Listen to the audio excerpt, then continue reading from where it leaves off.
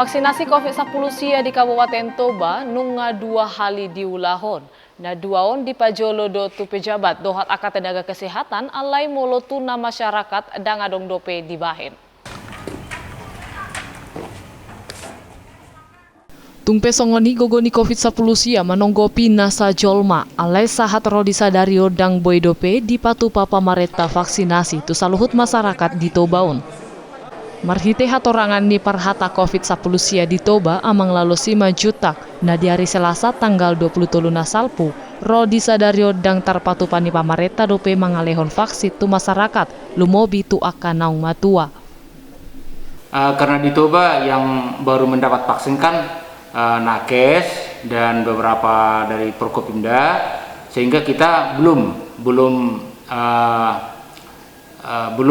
melakukan vaksinasi kepada lansia, tapi kita masih tetap menunggu datangnya vaksin, dan kita juga tetap akan berkoordinasi nanti bagaimana vaksin itu, siapa yang akan divaksin setelah vaksin tahap-tahap berikutnya datang di Toba. Yang sekarang ini masih vaksin untuk nakes dan Prokopimda. Alai suang songoni pe di dokna sidado molodung adong vaksini diari naro pasahatoni pamareta do itu masyarakat marhite aturan namasa. Sahatro di sadarion godang dope masyarakat ni Toba na dibagas parsahiton COVID-19 sia.